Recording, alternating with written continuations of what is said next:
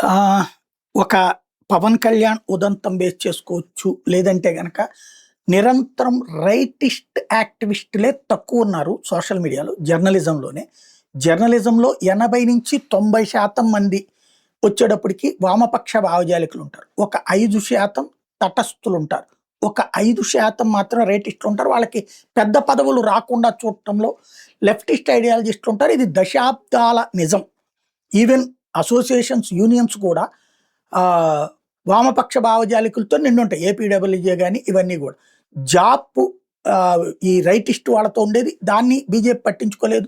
RSS పట్టించుకోకపోవడంతో అది ఒక మూలన బడుంది. అంతే. ఉందంటే ఉంది. అంతకు మించి దానికి లేదు రికగ్నైజేషన్. ఈవెన్ కూటమి ప్రభుత్వం అధికారంలోకి వచ్చాక కూడా వాళ్ళకి సంబంధించినంత వరకు నామమాత్ర అవశిష్టంగానే మిగిలినటువంటి పరిస్థితి. ఇక్కడ సమస్య ఏంటయ్యా అంటే తెలంగాణలో మొన్నటి నుంచి వరుసబెట్టి రివ్యూలు పెట్టి, మీటింగులు పెట్టి లెఫ్టిస్ట్ జర్నలిస్టులు రైటిస్ట్ జర్నలిస్టుల మీద పచ్చిబూతులు తిడతారు.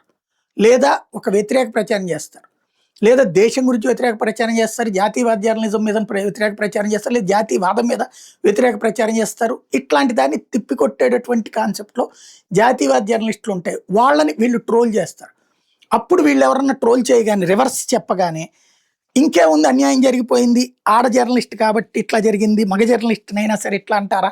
ఇలాగ వరుసబెట్టి బిగిన్ అవుతుంటాయి. మీటింగులు, ప్రెస్ క్లబ్‌లో మీటింగు, దాని మీద పెద్ద ఉపన్యాసం, మళ్ళీ వీళ్ళందరూ దాంట్లో ఇది. బట్ రైటిస్టులు అయితే ఐక్యంగా లేరు, ప్లానింగ్‌గా లేరు, వాళ్ళకి వెనకాల ప్రోత్సాహము లేదు.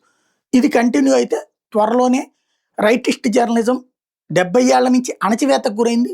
తర్వాత చంపేయబడుతుంది.